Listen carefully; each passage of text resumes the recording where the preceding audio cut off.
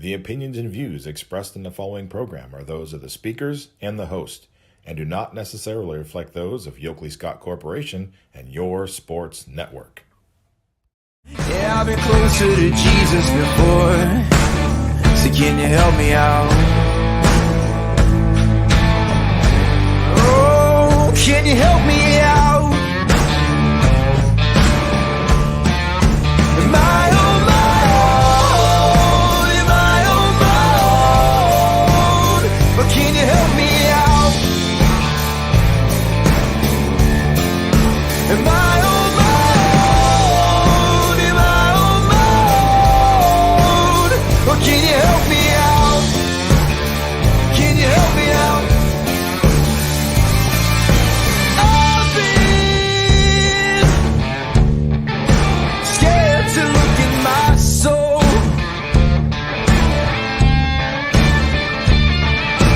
I've been afraid I would follow the road. Yeah, afraid of the things I've been told. Hello, everybody. Welcome into a Tuesday episode of Running Point on YSNLive.com. Brought to you, as always, by our good friends of Greenwood Chevrolet in Austin Town. Going to go ahead and put them in the top right-hand corner of the screen so you always know where to go. If you are in the market for a new or used vehicle, make sure to check out Greenwood Chevrolet in Austin Town. They go the extra mile for you. We try to do the same here on this show every single day. We'll continue that on this wonderful Tuesday afternoon. We got a great show for you today. We're going to, of course, recap the great action that happened last night. Had a little bit of everything, a little bit of boys soccer, a little bit of girls soccer, a little bit of good non-conference volleyball action. I'm going to recap it all. We're also going to have a player profile feature like we try to do every day.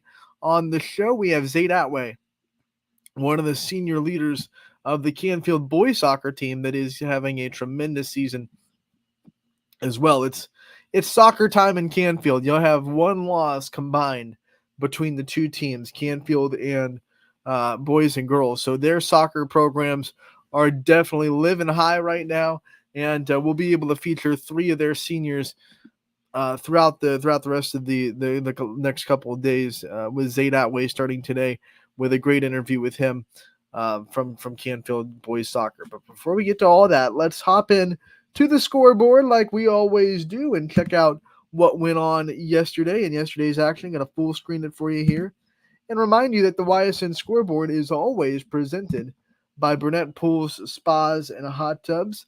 This is a great tool for our YSN fans, whether you're at a game in person or you're watching one of our broadcasts.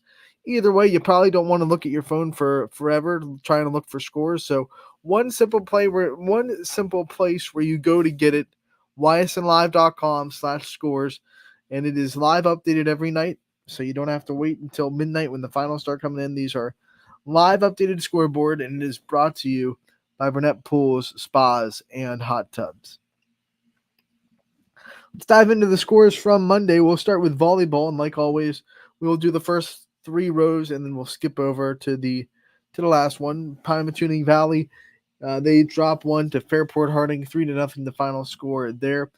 And Jackson Milton falls to Ursuline 3-1, but very important day for Jackson Milton because their libero Grace Johns notches her 1,000th career dig. She's a junior, so that's pretty dang impressive that she's able to do that before her senior season even starts. She might get 1,500 digs by the end of her career if she has a good senior season and a good end to her junior campaign. Jackson Milton's starting to put a few things together. You're starting to see them be a little bit more competitive. We saw last week they went and they got a big win, an upset win, and now pretty competitive against a very good Ursuline team. So very tough season for Jackson Milton on the result side, but you're starting to see them get better as the year progresses, which is everything that a coach wants to hear about their team. I think if a coach ends the season and they have, 2, 3, 4 wins, but they hear from the coaches they play, especially in the conference, the teams that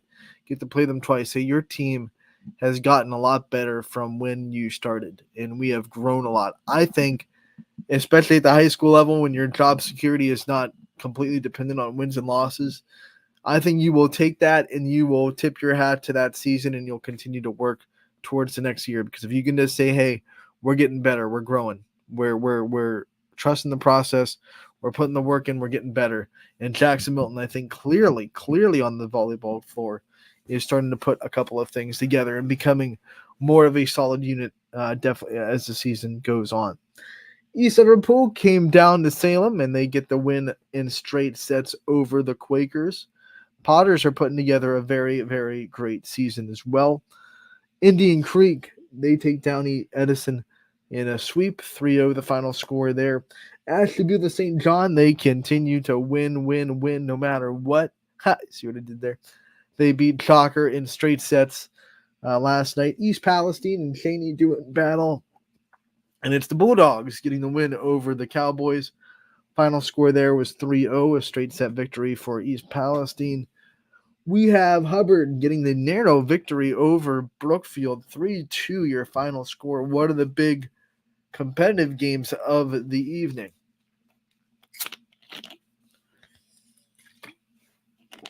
Excuse me, there, had to get a little bit of a drink. But we go and continue on. Lowville gets the win in Liberty, 3-1 the final score there. The Rockets get a big win in the Cross MVAC tier game. How about Poland? Big win for the Bulldogs. This is their first win against a team that's not Niles. They go into the jungle and beat 9-win Springfield. Big one for the Bulldogs in 5 sets, 3-2 the final score there. Olivia Meinhardt putting together a solid season despite not the results on the wins and losses for the Bulldogs. Meinhardt starting to put together big numbers this year for Poland. And she had a big game against Springfield. How about Hoban? Man, they had no trouble at all with 15-1 Berlin Highland coming into the castle, as they call it, Barry Gymnasium in Archbishop Hoban, and it was never even in doubt who the better team was. Hoban put their foot straight into the ground and said, 15-1, thank you, next. And that's what they'll do. They'll work on the next one. Hoban is now 17-0 on the season. Toronto comes into Wellsville, handles the Tigers in straight sets. Want to talk about this one. Columbiana and Heartland. Boy, did we get a thriller. The Lions really fought extra hard against the Clippers. They wanted this one bad. And you could tell maybe the Clippers fell a little bit into that trap of overlooking. They have Wellsville this week, obviously, on Thursday.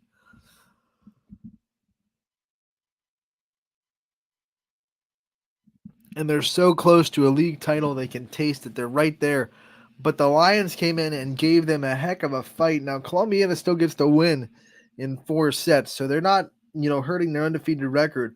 But the Lions really gave them all they could handle. These set scores: 28-26 Columbiana in set 1, 26-24 Columbiana in set 2, and then set 3 was a Heartland win, 26-24. Set 4, Columbiana put it away. They kind of took advantage of a little bit of fatigue on Heartland's side, and they won 25-18. But those first 3 sets all went into extra points. And if things bounce Heartland's way in that first or second set, and they're up 2-1 or 2-0, then my word, you're putting a lot of pressure. A lot of pressure on a Columbiana team that is looking to win the EOAC for the first time in a while. We'll see. They have Lisbon tonight, and they'll go to Wellsville on Thursday. But they do escape the Purple Palace with a win there. We'll continue going on first 3 columns, and then we'll scroll over to the last one if you're just now joining us. Girls soccer action last night. Badger gets the win over Bristol, 8-1 the final score there. How about Brookfield? They get the win over Garrettsville Garfield. Big win for the Warriors, 3-0 the final score there. And the Springfield Tigers win the Battle of the Tigers, 7-2 the final score in Newton Falls. Springfield gets the W. South Range, an important win for their program moving forward. They need to see something positive happen. They get the 1-0 win over Struthers at home. Hubbard gets the 9-1 loss. I'm sorry, I thought that was a 0. I was like, that's going to be a big upset. No, it's a 9. Poland gets the 9-1 win over Hubbard to continue their onslaught in the NE8. we have Girard and Lakeview, which was not reported. And then we go down to Champion in Waterloo, 6-0. Champion gets the win. Their offense still rolling on all cylinders. Their goal differential is now above 80, I believe, on the season. So they're definitely dominant this year. Boardman and Fitch draw with a 0-0 score. Canfield gets all they can handle from Howland, 2-1. They have to pull out the victory, and they clinch at least a share of the AAC in that win. But Canfield definitely got tested. Their undefeated streak definitely was put to the test against the Tigers, but they were up for it as they win that game. We'll scroll down to boys soccer, and we will tell you that Jackson Milton got the win over Garrettsville Garfield, 2-1. They're still undefeated on the year. Good job by Jackson Milton, their boys soccer team, quietly but surely having a tremendous season. Crestview boys soccer got the monster win over Camel, 11-0. The final score there. LeBray beats Liberty 2-0. And last but not least, Champion boys soccer beats Middle Ridge 2-1. Now let's hit the scroll bar and go all the way over to the right side of the scoreboard. Scroll back up and we'll get volleyball first. And we had a doozy in Girard. I was in Girard for this one. I want to talk about it a little bit in depth. West Branch came out and really put a lot of pressure on Girard. Girard, who was in this game without Bree Littell, could not play in this game. A little minor injury. She might be back tonight, but she'll definitely be back on Thursday, as they're hoping to make sure that injury is very not severe and doesn't get worse, but was unable to play against West Branch. So things had to change for Girard, right? They had to change a little bit of rotation. They had to put someone in there for Bree Littell. It was Erica Teeter that kind of took that spot as the outside hitter. But then, you start to figure things out on the fly, right? West Branch came in, won the first two sets. And quite frankly, it was handily. And partially because Girard looked sloppy. Like, Girard was making uncharacteristic, unforced errors that were just letting it, spiral. And West Branch won the first two sets pretty easily. I think it was 25-15, 25-18, if I'm not mistaken. Then Girard comes back, right? They say, okay, let's calm down a little bit. Let's stop making those unforced errors. And then they switch things around a little bit too. I mean, they got Bailey Walters hitting a little bit more. She was actually a hitter in this game. I know usually the setter, but she kind of ran a 6-2 this rotation. So she was an outside hitter when she was in the front row. She started to get going. She had 13 kills, which is a season high for sure. But one of the big moments of the game was when Nico Cochran just took over. They needed it. They needed every ounce of her that they could get last night. She had to be the number one scorer, and you're going to ask her of that next year when she's a senior and Bree Littell's gone. So this was kind of a glimpse into Girard's future of what they can be. And with Bailey Walters coming back next year as a senior and Nico Cochran coming back next year as a senior. So you kind of got a glimpse into the future, what it's going to look like without Bree Littell. And there was a moment in that match where Cochran just said, hey, I'm the one that has to step up. I have to get our team over the hump right now. She finished with 26 kills, and it was the toughest 26 kills you'll ever see. Like, there was a point in the match where every swing she was grabbing her shoulder. She was having definite issues. Pain in that shoulder was bothering her, but she grinded through it, and she got through it. Post-game interview, she said, I have always been the person that is never going to let pain stop me, and I'm going to grind through it if I can. And, man, she just showed absolute toughness to grind through that pain and become the player that they needed her to be that night. Also want to give a shout out to Alexis Ppint, who got a tremendous 7 kills and a couple of blocks for Girard. She was another girl that had to step up. They had to have some, some other offense outside of Nico Cochran, and Ppint did a really good job. And then Brooke Perry also stepping up. These secondary players that might be quote-unquote role players in normal situations, but it had to be a little bit of a bigger role last night. Brooke Perry stepped up and played excellent net defense. You had Oleski come in and be a setter for part of the 6-2 offense when Bailey was in the front row hitting. he just had a lot of change, and I think Gerard, after the first 2 sets when they were trying to get their bearings a little bit, really stepped up in the next 3. And then the 4th set, especially, guys, this 4th set was 30-28 in Gerard. It was just one of those ones. It was a marathon. Neither team was giving up an inch. They were both diving for balls. And Gerard came out on top, and then went up and won the 5th set 15-8. So congratulations to Gerard. You showed a lot of grit, and like I said, a little bit of a preview into what Gerard can look like next year. Now, on West Branch's side, I want to give a big shout out to Reagan Greenison. She is so fun to watch as a libero. If you have not seen West Branch play live, go watch her play defense. It is a clinic on how to be in the right position, how to move well as a libero, and then how to put your body on the line to get balls that no one else is going to get.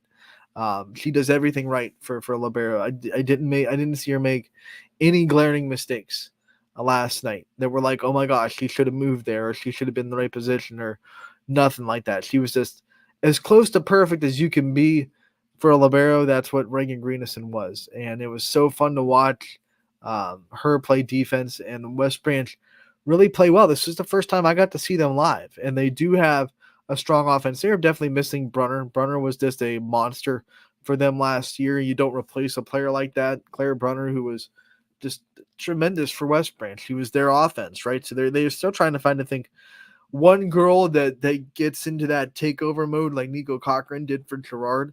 I think they're a pretty balanced offense, but they don't have that one that we're going to go to consistently when she finds a rhythm. They might get to that. They might get to that point. Michaelin Fitz led them with kills. She had 19, and a lot of them were just smart kills. Like, forget about hitting the ball as hard as you can. It was just, hey, the block's there. I'm tall enough to just kind of dink it over the block, and Gerard's defense playing a little bit back because I am powerful, and I have proven on the film that I can hit it hard. But this was a smart night for Michaelin Fitz, just putting it in the right placement. And Olivia Showalter, too, for West Branch. A lot of kills, just kind of pushing it to that corner and putting it in the right spot. So really impressed with West Branch. They unfortunately give up that 2-set lead, but they're going to try to bounce back in the last 2 weeks of the regular season. The draw is this weekend. So tonight is the last night that will count towards voting. Will count towards voting as far as the records that you submit to the coaches that are voting around the district. And that in turn answers a lot of questions that I've had, by the way, that basketball is going to be based on max preps to do the seeding, but volleyball is still going to be old school, still going to be coaches submitting their records and voting on the seeds, and then the seeds will be drawn into the bracket on Sunday. So max preps is only happening for basketball as far as seeding the teams based on their rankings. Let's go into the rest of volleyball. Crestview gets the sweep over Cardinal Mooney, and it was a double-double for Abby Emsch, and Grace Howard had her normal day, 14 kills for her, 15 assists. It was just a normal day at the office for Crestview. Domination, everybody getting into the stat column and getting a win over Cardinal Mooney. South Range puts up a fight against Western Reserve, but the Blue Devils up for the task. They win in 4 sets.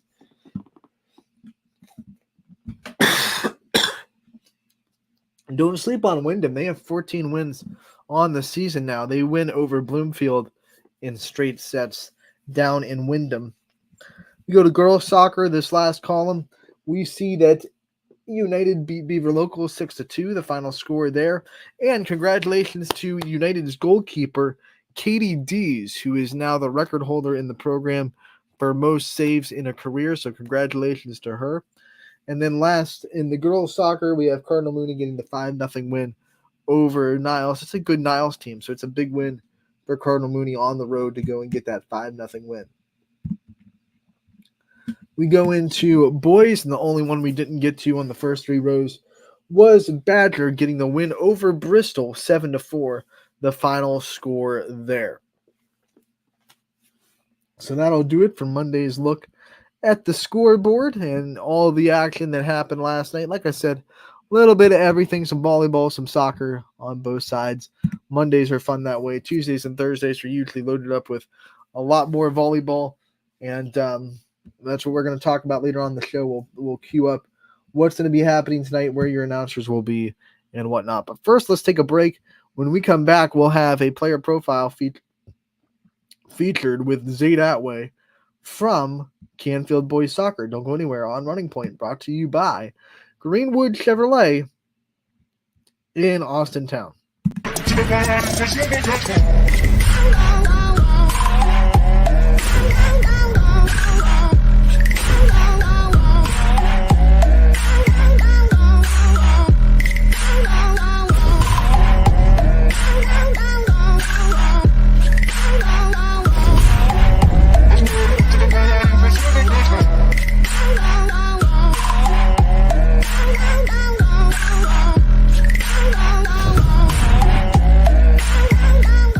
Now you can see every school, to the smallest school, to the intermediate schools, to the schools in the outlying areas. It gives you coverage that you could just never get to before. It's something that's great to experience, and it's opened up a whole new wave of sports viewership.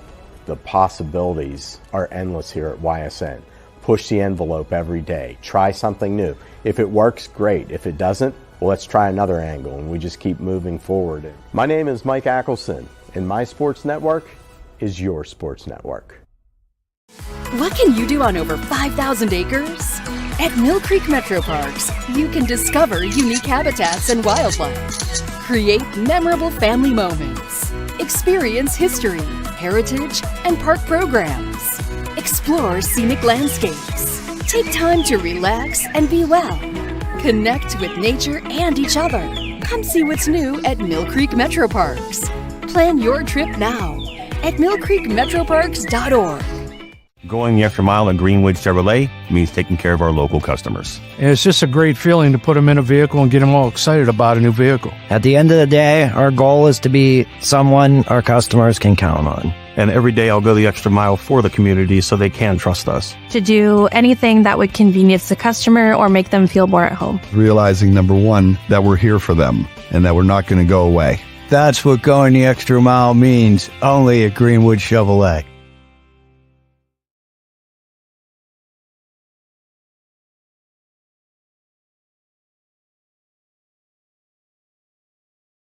Quality, customer service, and integrity. Those are the 4 words that have driven our success since 1957 at Joe Dickey Electric. Joe Dickey Electric is one Mahoning Valley landmark business that stays current with the requirements of our customers. Family owned and managed, we are an electrical contractor and energy solutions provider. Every member of our team adds to his or her skill set through ongoing training. Residential, commercial, industrial, automotive, and more. We keep ahead of the needs of our customers with a fleet of more than 50 vehicles and 24/7 emergency service, so you're never left in the dark. Hi, this is Tommy Clem, owner of WRS Insurance Solutions. WRS Insurance Solutions is a local independent agency that specializes in life, Medicare, long-term care, and disability products. Call us at 330-953-3722 or visit us at wrsinsurancesolutions.com to learn more. Good luck to all the student athletes in the Valley. The feeling when my hands are on the piano, it's become comforting. It's somewhere that I can express myself. I go to Youngstown State University and my passion is playing music. YSU is allowing me to take what I love and turn it into a career and do it every single day of my life.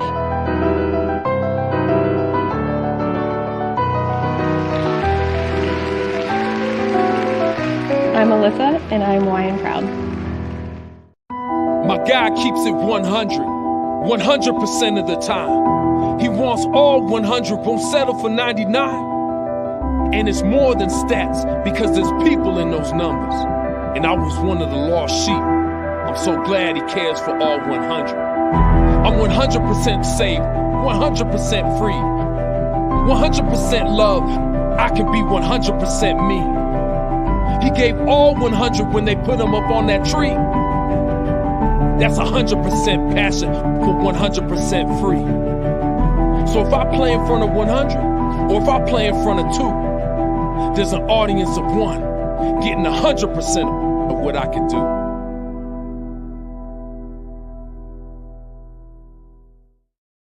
And welcome back to Running Point on ysnlive.com, brought to you as always by our good friends over at Greenwood Chevrolet in Austin Town. They go the extra mile for you so you don't have to, and we try to do the same here on this show every single day. We're going to do that with you here with a player profile from Canfield Boys Soccer. It is going to be Zaid Atway from Canfield, one of the great senior leaders of this team, and had a great conversation with Zaid about just being a senior, being a leader, and what it's meant to be a part of this Canfield group. They have definitely excelled on the soccer pitch.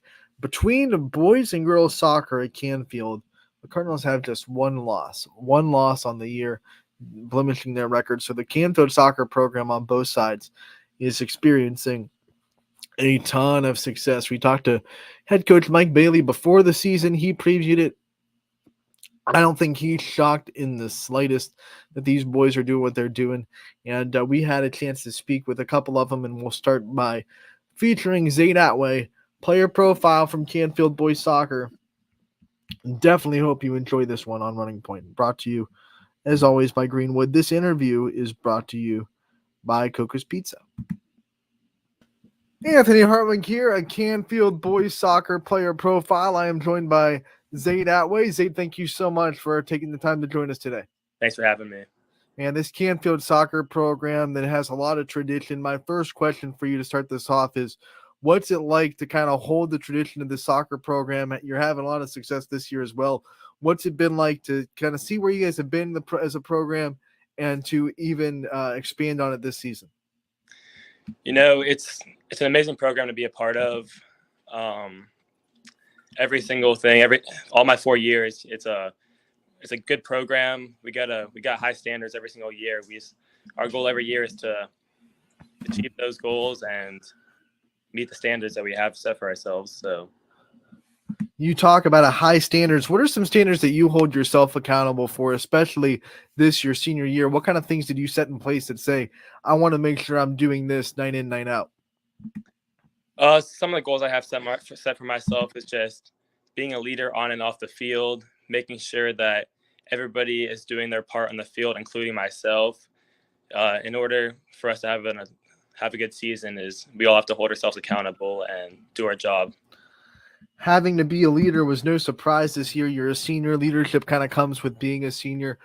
What kind of things did you do to prepare to take that step up in leadership and take more responsibilities on your shoulders?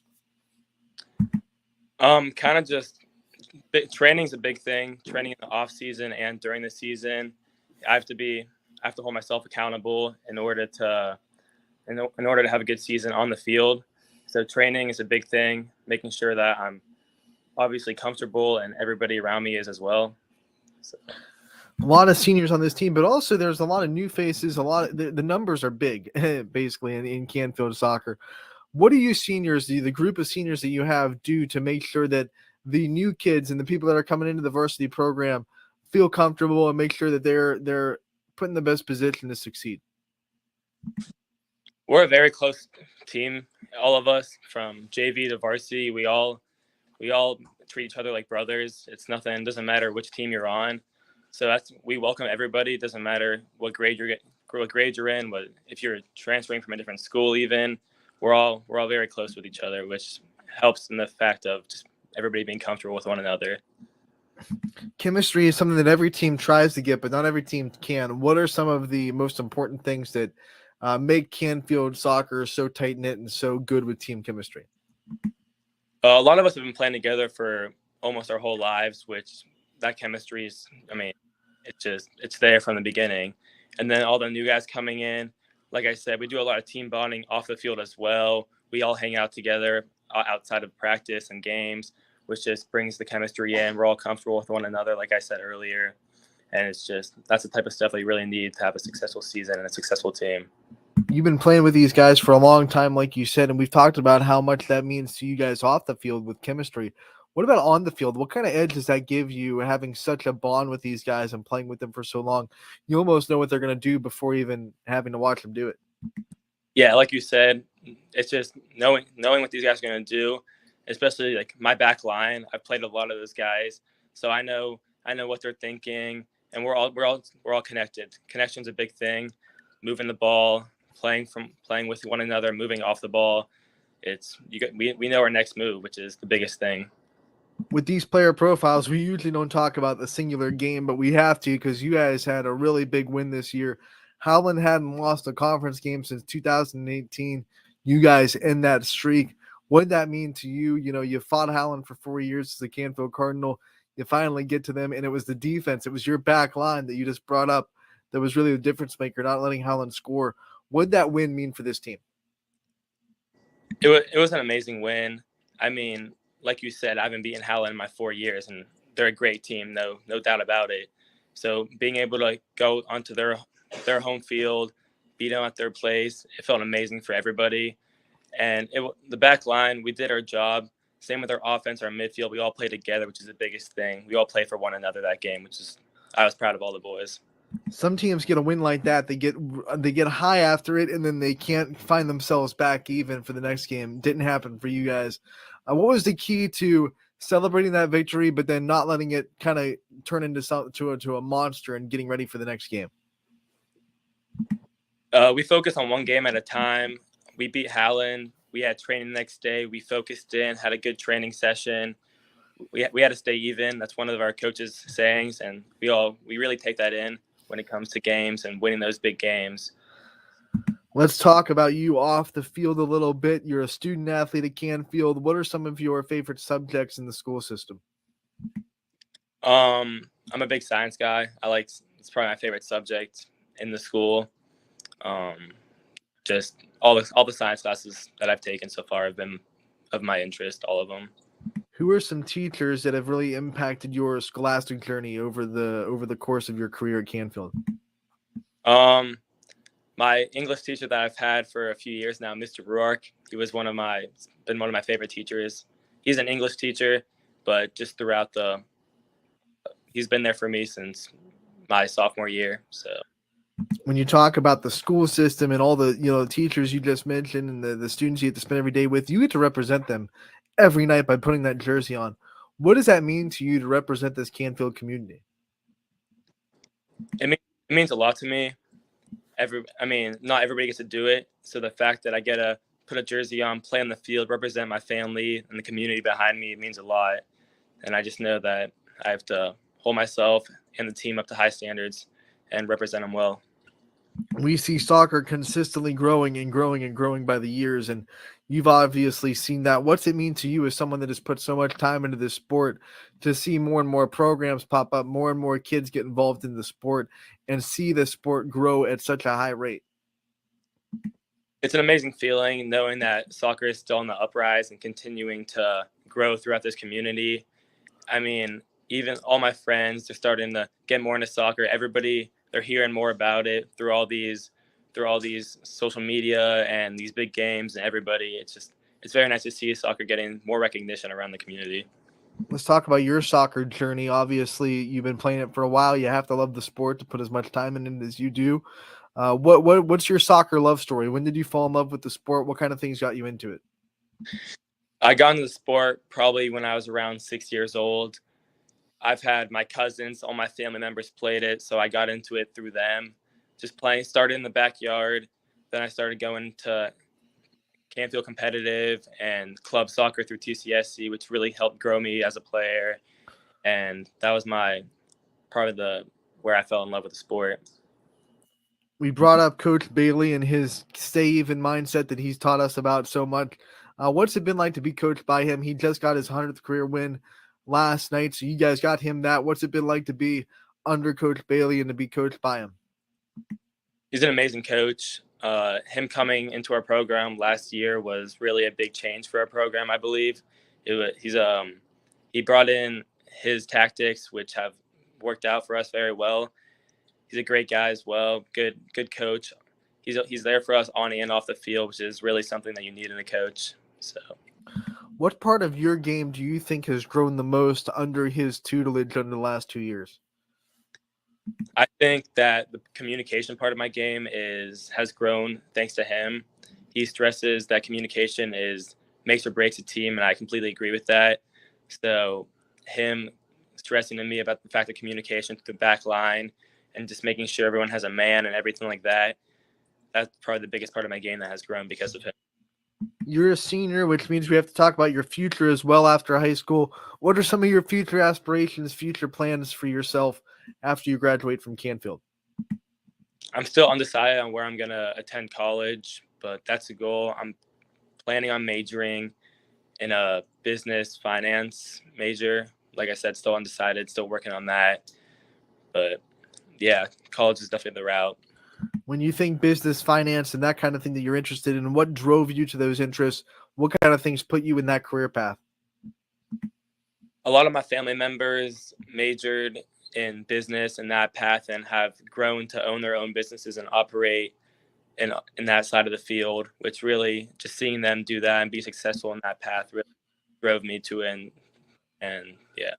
If you were to own your own business, what's like your dream business to own? What kind of things would you want to put out there as your business? What kind of things do you come to mind? Honestly, I've like some of my uncles that, like I said, have drove me towards this path. They own plazas and many complexes, which is kind of a variety of things, which is something that would interest me, just as it's not set onto one thing and selling one thing. So that's probably something that I would end up leaning towards. I love the big goal. I don't want to own one thing. I want to own multiple things. I want to own a freaking plaza. I love it. Let's talk about, you said undecided as far as where you want to go for college, but I'm sure there are some things that interest you about if you want to travel a lot, if you want to stay close to home. What kind of things are you looking for in a college when you're making that decision? Obviously, campus is a big thing, making sure I enjoy the school, being there, even when I'm not learning, just being on the campus and being able to enjoy my time there. Staying close to, that's kind of a big thing. I don't want to go too far, but I'm not opposed to having to travel as well. All right, Zaid, before we let you go, I want to give you the chance to shout out your support system, all the people that have your back. I want you to take as much time as you want to give as many shout outs as you need to. Well, I just want to thank, obviously, my family and my friends, my teachers, the whole school, the whole community. You guys are there for me and the team, no matter what, and we all appreciate that. So they're really going to be a big reason to our season this year. So. All right, Zaid, we want to thank you so much for taking the time to join us today, talking about your senior year. What a great year it's been so far. We wish you the best of luck going forward. We can't wait to talk to you again real soon. Thanks for having me. Zaid Atway, one of the big stars of that Canfield soccer team, doesn't get a lot of credit for what he does on the defensive side. You know, when you look at the postseason awards and the people that make first team conference, first team state, all that, it's the goal scorers, right? It's the ones that get the flashy stats, the ones that get the assists, the points, right? But the ones that are on the back line of that defense and help you so much in stopping the other team from scoring, Zaid's incredible at that. He leads that defense so well. Canfield's only given up a handful of goals this year, and they have 5 shutouts so far on the season. So, what can you say? I mean, Canfield's killing right now on the soccer pitch, and we brought CJ Bako and Luke Davis on a couple of weeks ago, and they both said the same thing, that this Canfield program is just so good right now because they have so many athletes and so many great talented kids, and it's a lot of the senior class pulling them up. They have a couple of young players too, but these senior captains are just pulling them up, and we've talked to a couple of them. Once again, if you're a Canfield soccer fan, stay tuned the next couple of days, maybe in a week. We will feature all the interviews that we got for the Canfield boys and have some fun with that. Mix it around. We have a lot in the can that we can throw at you. Let's go into the scoreboard and check out what's going on tonight and give you a night preview on YSN and the YSN family. Bring up the scoreboard on the full screen. Brought to you by Burnett Pool, Spas, and Hot Tubs. We're on Monday. Let's go to Tuesday, October 3rd. Ooh, we're in October. Starting to sink in that the warm weather is numbered, and we're going to start getting cold here pretty soon. But what I've heard from some very intelligent people in the meteorology field is that we could have a later start to winter than normal in the El Nino pattern that we're in right now, and it could be a late November when we see our first snow. So fingers crossed for that. Any kind of late winter I'm okay with.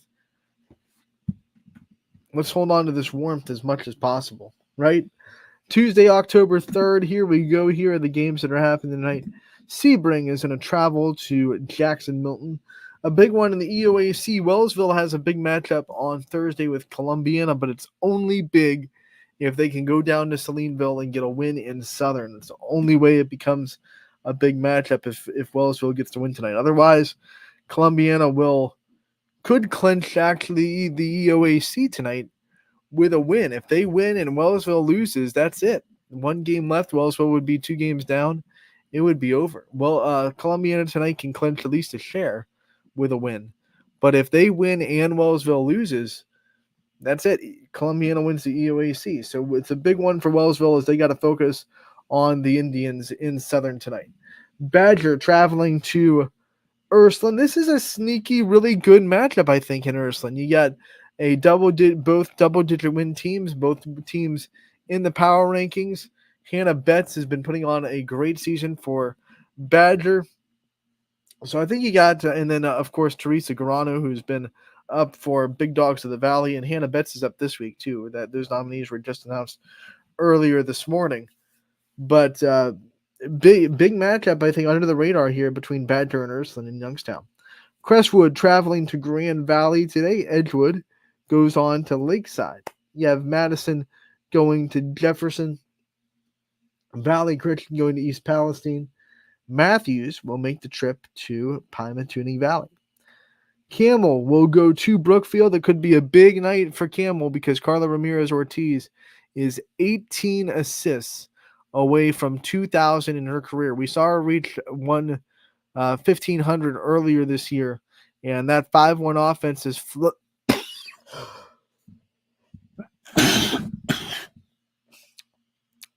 excuse me. That 5-1 offense is flowing so well that Ramirez Ortiz is steadily climbing those ranks. We saw her break the record for most assists in a game last week that helped her expedite this 2,000 milestone. She had 49 assists last week in one match. She already has more assists than anybody's ever had in the program. She's going to shatter that record by the end of the season, and she could hit that 2,000 mark tonight in Brookfield. We are keeping an eye on that. Kendall Brunn and Angelise Diaz are both close to milestones too. They both are at the 900s for digs and kills. So not tonight unless they go. I mean, like they go off. You know, hey, you get like 85 kills or something like that. You could get to 100,000. I mean, but you know, as the season goes on, I think those girls are going to get pretty dang close to 1,000, if not get to it. So we're definitely keeping a close eye on milestones in Camel. Canfield going to go to Austintown Fitch. It is senior night in the Falcons Nest, and Canfield and Fitch you can never sleep on. Last time they played, it was a 4-set match, and then after Canfield won the second set, they had a 7-2 lead in the third set. They're trying to get healthy, steadily getting players back in that lineup, and they don't like Fitch. Fitch doesn't like them. It's a big rivalry in volleyball. It means a lot to both teams, and you're always going to get everyone's best volleyball when Fitch and Canfield get together. Columbiana is going to host Lisbon. As we said, this is a big one in the EOAC. If Columbiana wins, they clinch at least a share, unless Wellsville loses at Southern. Then Columbiana would clinch the outright EOAC championship. So we will definitely be watching the scoreboard tonight between the Clippers, the Blue Devils, the Indians, and the Tigers. Going to be a big night in the EOAC. Niles going to Struthers tonight, and that is the Wildcats senior night as well. Western Reserve traveling to Springfield. You got Champion going to Crestview. This is going to be one in the Rebel Dome as they continue to try to dominate the MVAC. They've only lost one set inside the conference ever. It was to Brookfield 2 years ago. St. John will host Cornerstone Christian in a big matchup for them. St. John still rolling on all cylinders. They got a matchup with Jefferson coming up soon, though, so that's looming for the Heralds. That'll be the biggest match of their season. Hubbard goes to Girard tonight. As Girard, you don't know if Brie Littell is going to be able to play. If she is, or if she isn't. Either way, Girard needs this victory to make it a matchup on Thursday for the conference. This is the same thing. If Lakeview beats Poland, they'll clinch at least a share. But if Lakeview wins and Girard falls, then Lakeview would win outright. So we have two of those situations going on in the same conference.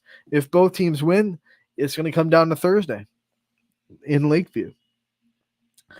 JFK coming off a big thrilling win over Badger last night. They will host Lake Center Christian tonight as well. Liberty goes to LeBray. Second matchup between those two teams. The Rockets of Louisville will travel to Waterloo as they try to gain another win. They're already at 6 now. After a tough start, they've had a good couple weeks, Louisville has, trying to build more momentum. Middle Ridge, this is a sneaky good matchup for the Rams, too. They're sitting at the top of the MVAC, tied with Western Reserve. But you got to watch out for the McDonald team that has really put it together. They had a little bit of a middle-of-the-season slump. But when I saw them play Crestview, they were really good. I mean, Crestview still won all 3 sets, but it was very competitive. They pushed the Rebels. When they got into their offense, McDonald was something to really struggle with. The problem for McDonald was serve receive. Middle Ridge is a very, very good serving team. So can McDonald find a way to make passes, get in their offense? If they do, if they consistently get in their offense, then this could be a really fun game in McDonald tonight between the Rams and the Blue Devils.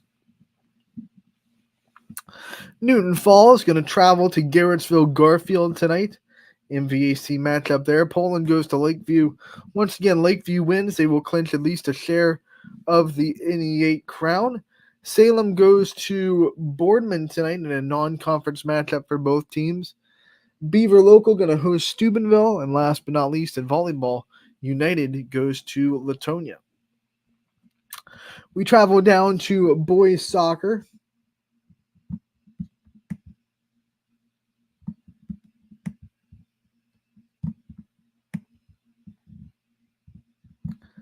And we see that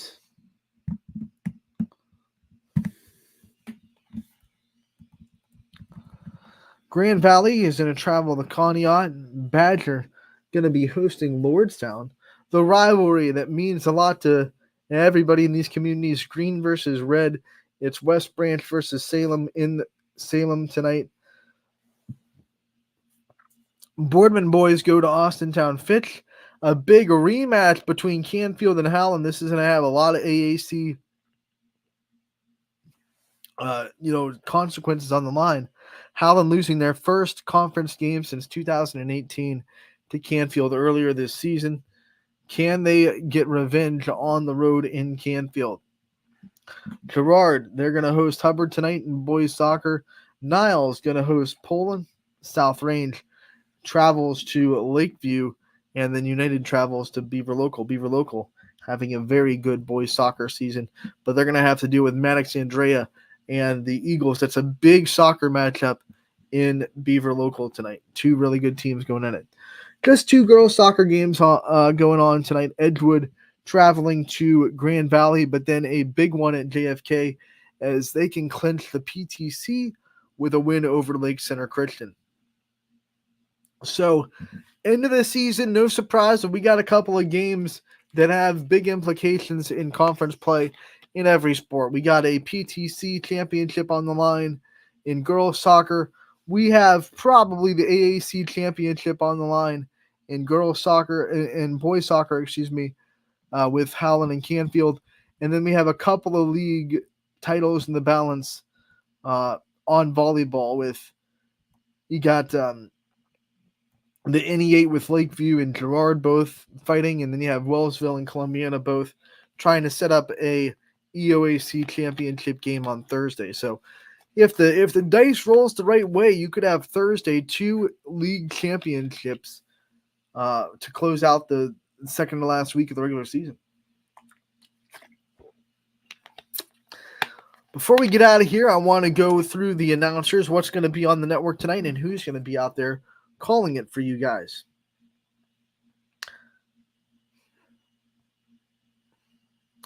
All right, we are on Tuesday, October 3rd. It's going to be a busy night for volleyball. We have 7 volleyball games on the network. Bob Zaney going to be in Jackson Milton as Sebring comes to town. We have Chris Sigler going to Southern for Wellsville versus Southern. We have Matt Marr and Jordan Barber going to Brookfield for that big one. This is a milestone watch for Campbell, and they'll both be there if that moment happens. I will be in senior night for Fitch and Canfield. Ty Bartel doing senior night at Struthers against Niles. We have Joe Eusebio going to Columbiana to do them versus Lisbon. And we have Eric Hughes going to Springfield to cover them versus Western Reserve.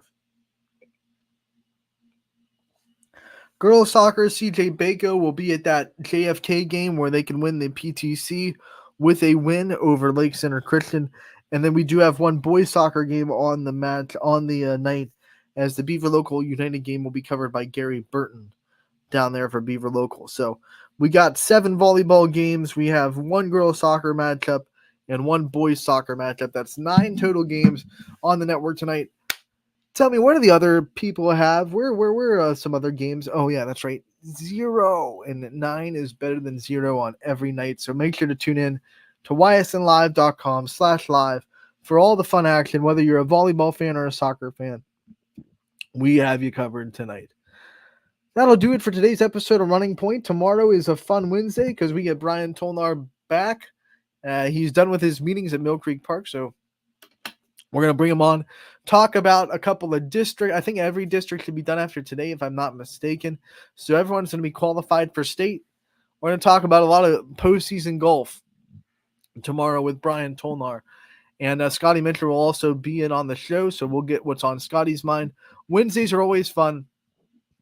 You should never miss a minute of it. Make sure to tune in tomorrow from 1 to 2 here on Running Point. As always, we are brought to you by Greenwood Chevrolet in Austin Town. Enjoy the evening. Enjoy all the sports. Ysn Live.